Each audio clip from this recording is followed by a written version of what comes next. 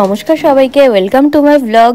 আর আজকে হচ্ছে শুক্রবার দিনের সকাল, যেহেতু আজকে কিয়ানের স্কুল আছে, আমার স্কুল আছে, তো একটু সকাল সকাল ওঠা। আসলে শীতের দিন না, সকালে উঠতেই ভীষণ কষ্ট হয়, মানে ঘুম ভেঙে গেলেও বিছানা ছেড়ে ওঠাটা একটু চাপের ব্যাপার। যদিও সেভাবে শীত এখনও পড়েনি, তা সত্ত্বেও একটু আলসেমি লাগেই, কিন্তু একবার উঠে গেলে তারপরেও কোনো ব্যাপার না। চারিদিকটা একটু কুয়াশা কুয়াশা, যেহেতু এখন সবে 7টা বাজে, ধীরে ধীরে একটু আলোও বেরিয়েছে। আর প্রত্যেক দিন উঠে আমার প্রথম কাজই থাকে, যেদিন কিয়ানের স্কুল থাকে, তো সকালে উঠে গেটটা খুলে আগে স্কুটিটা বাইরে বের করা, কারণ তাড়াহুড়োর সময় স্কুটি বের করতে গেলে আবার একটু সময় লেগে যায়। তো সেই কাজটাই করেছিলাম। সবার প্রথম স্কুটিটা বের করে এসে চা বসিয়ে দিয়েছি, একটু চা খেয়ে নেবো, তারপরে কিন্তু ওর জন্য টিফিন করবো। আজও টিফিন বানানোটা খুব বেশি ঝামেলার কিছু নেই, কারণ কালকে রাতে জিজ্ঞেস করেছিলাম, তো বললো নিউটেলা দিয়ে ব্রেড খাবে।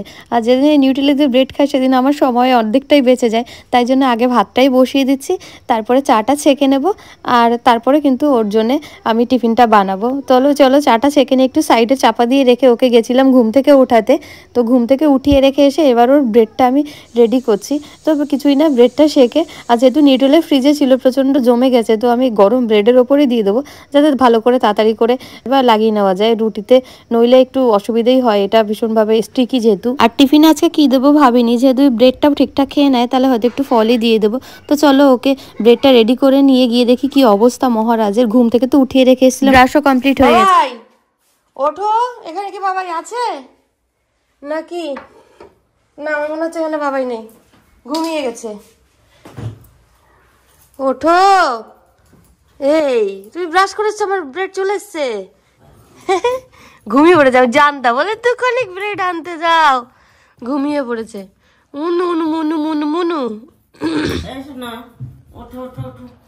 আমরে ওঠো ওঠো, স্কুল ওই ব্রাশ করেছে, আবার কে ঘুমায় এই পুষ্কিটা।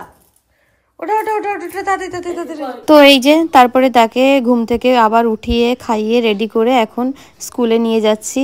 আর এই সমস্ত পর্বটা এমন যুদ্ধর মধ্যে কাটে যে সত্যি তখন আর ভিডিও বানানো সম্ভব হয়েও ওঠে না। মাঝে মাঝে করি, মাঝে মাঝে করা হয় না। এই যে চলো তাহলে ওকে স্কুল দিয়ে আসি, স্কুল দিয়ে এসে তারপরে এবার বাকি রান্না করতে হবে। আর এসে এই যে প্রথমে বসিয়ে দিয়েছি ডাল, তো ডাল অনেকটা ফুটে উঠেছে, আর আজকে ডালের মধ্যে দেবো হচ্ছে পেঁপে আর একটু কুমড়ো। আর জানো তো এই সময়টা, এই যে ও এখন স্কুল গেছে, এই সময়টাতে রান্নাবান্না করি, কোনো ডিস্টারবেন্স হয়তো হয় না, কিন্তু ও বাড়ি থাকলে 100 বার রান্নাঘরে আসবে, মা কি রান্না করছো, মা এটা কেন করছো, তাহলে এইভাবে করো, তাহলে আমি একটু হেল্প করে দিই। মানে ওর এত রান্না ইন্টারেস্ট, মানে মাঝে মাঝে আমি নিজেও অবাক হয়ে যাই যে এত রান্নার ইন্টারেস্ট কি করে ওর। যা হোক চলো, এই যে আজকে বানাবো হচ্ছে বাঁধাকপি, আর মাছের মাথা দিয়ে বাঁধাকপি করবো অ্যাকচুয়ালি। তো এই যে বাঁধাকপিটা আগে কেটে নিচ্ছি, আমি বটিতে বাঁধাকপি কাটতে পারি আর ছুরিতেও পারি, সো কোনো প্রবলেম নেই। আর এই যে বাঁধাকপিটা কমপ্লিট হয়ে গেছে কাটা, আর এদিকে ডালটা একটুখানি আগে ফোড়ন দিয়ে নিই, যেহেতু ডালটা আজকে সবজির ডাল, তো এর মধ্যে একটু রাঁধুনি, একটু জিরে আর শুকনো লঙ্কা দিলাম।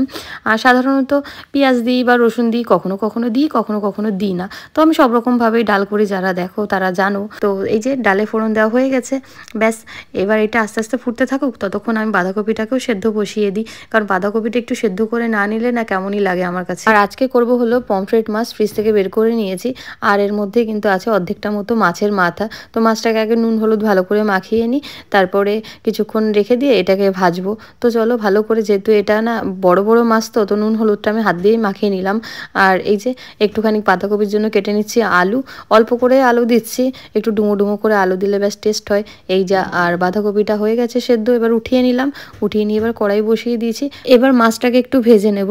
যদিও পমফ্রেট মাছটা না আমি খাই, কিন্তু আমার মা খুব একটা পছন্দ করে না। পছন্দ করে না মিন্স কি, হয়তো মাঝে মাঝে খায়, মাঝে মাঝে একেবারেই খায় না। আর যদি মায়ের ভালো লাগলো খেলো, না খেলো পুরো মাছটাই কিন্তু আমার খেতে হয়, তখন আমার জন্য চাপ হয়ে যায়, যার জন্য আমি সব মাছ একটু কমই আনি। সাধারণত সেই সমস্ত মাছই আনি যেগুলো আমার মা খায়, কারণ আমার মা অর্ধেক রকমের মাছ খাই না, তো অনেক রকম বেছে বেছে খায় যেহেতু, সেজন্য আমিও ওই জন্য বেছে বেছেই মাছ আনি। আমি যদিও অনেক রকম খাই, কিন্তু সেগুলো মা খায় না, আর ছেলে তো একেবারেই মাছ খায় না, তো দুজন খাই, তার মধ্যে যদি আবার কিছু কিছু মাছ শুধু আমি একাই খাই, মা খায় না, তখন বিরক্ত লেগে যায়, কারণ একার জন্য এত মাছের ঝোল রান্না করা খুবই অস্বস্তিকর ব্যাপার। তো আজকে এই যে মাছের ঝোলটা আমি করছি মশলা দিয়ে, তো একটু গোটা গরম মশলা, কাঁচা লঙ্কা তেলের ওপর ফোড়ন দিয়েছি, আর জিরে, আর এদিকে পেঁয়াজ আদা রসুন অল্প অল্প করে নিয়ে আর একটু টমেটো নিয়ে ব্লেন্ড করে নিয়েছি, ব্যাস। এবার একটু গুঁড়ো মশলা, মানে এই জিরে গুঁড়ো, ধনে গুঁড়ো, লঙ্কা গুঁড়ো, হলুদ গুঁড়ো দিয়েছি, আর নুন দিয়ে দিয়েছি। এবার এটাকে একটু কষতে হবে কিছুক্ষণের জন্যে, যাতে তেল ছাড়া ছাড়া হয়। যতক্ষণ মশলাটা আমার কষা হচ্ছে ততক্ষণ আমার এদিকে মাছগুলো পুরো ভাজা হয়ে গেছে। মাছের মাথাটা আমি একটু ভেঙে ভেজে নিয়েছি ভালো করে, যাতে কিনা পুরো কাঁচা ভাবটা চলে যায়। আর এদিকে এবার একটু বাঁধাকপির জন্য ফোড়নটা দিয়ে দিয়েছি, দেখো গোটা গরম মশলা, কাঁচা লঙ্কা, শুকনো লঙ্কা, ব্যাস। আর এবার আলুগুলো দিয়ে দিয়েছি। একটুখানি আলুগুলো যতক্ষণ ফ্রাই হচ্ছে ততক্ষণ আমার এদিকে মশলাটাও কিন্তু খুব ভালো করে ফ্রাই করা হয়ে গেছে। একটুখানি দেখো এর মধ্যে দিয়ে দিলাম জল, তারপরে আবার একটু কিছুক্ষণের জন্যে কষে নিতে হবে। তো এই যে পুরোপুরি যখন মশলাটা কষা হয়ে গেছে তারপরে দিয়ে দিয়েছি কিছুটা পরিমাণ গরম জল। আর গরম জল দেওয়ার পরে ঝোলটা ফুটে উঠলে ব্যাস মাছ দিয়ে দিয়েছি। এবার এটাকে ঢাকা দিয়ে দিলেই কিন্তু কিছুক্ষণ বাদে মাছের ঝোলটা রেডি। আর আলুটাও ভাজা হয়ে গেছে বাঁধাকপির। এবার এর মধ্যে একটু আদা গ্রেট করে দিলাম, সামান্য একটু জল দিয়েছিলাম, দিয়ে গুঁড়ো মশলাগুলো সমস্ত দিয়েছি। হলুদ গুঁড়ো, জিরে গুঁড়ো, ধনে গুঁড়ো, যদিও লঙ্কা গুঁড়ো আমি এটাতে দিইনি, এটা অপশানাল, চাইলে দেওয়াও যায় না দেওয়াও যায়। আর আমি যেহেতু টমেটো দিয়েছি তো ওই জন্য খুব একটা কালারের ম্যাটার নেই। সামান্য নুন দিয়ে এটাকে একটু কিছুক্ষণ ধরে কষে নিতে হবে। আর মাছের মাথাটা দিয়ে দিয়েছি, চাইলে অল্প করে জল দিয়েও কষে নেওয়া যায়। তারপরে এই যে ভালো করে মাছের মাথার মশলা কষা হয়ে গেলে বাঁধাকপিটা দিয়েছি, ব্যাস। এবার এটাকে কিন্তু আস্তে আস্তে করে নাড়াচাড়া দিতে হবে। এই পুরো প্রসেসটা কিন্তু ধিমে আঁচে হবে। তো আমি চলে গেছিলাম স্নান করতে, আর স্নান করে এসে দেখছি মা মাছের ঝোলটা নামিয়ে দিয়েছে। এটা শেষে একটু গরম মশলা গুঁড়ো ছিটিয়ে দেওয়া হয়েছিল। আর বাঁধাকপিটাও আমার হয়ে গেছে অলমোস্ট। তো আমি তাড়াতাড়ি করে বসে গেছি খেতে।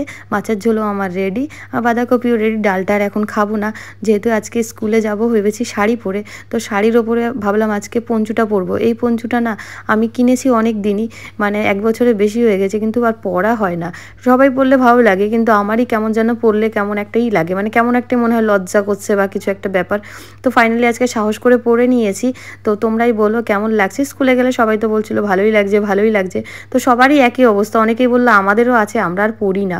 তো এই যে চলো স্কুল থেকে এখন ফিরে বসেছি 1 কাপ কফি আর একটা বিস্কিট নিয়ে। আর শীতের দিনে সন্ধ্যা এরম 1 কাপ কফি হলে সত্যিই সন্ধ্যাটা একেবারে জমে যায়। এই যে কফি খেতে খেতে ব্লগটা এখানে শেষ করছি। আর আমার পঞ্চু পরা আজকে স্কুল যাওয়ার লুকটা কেমন লাগলো তোমরা অবশ্যই কমেন্ট করে জানিও। দেখা হবে পরের ব্লগে।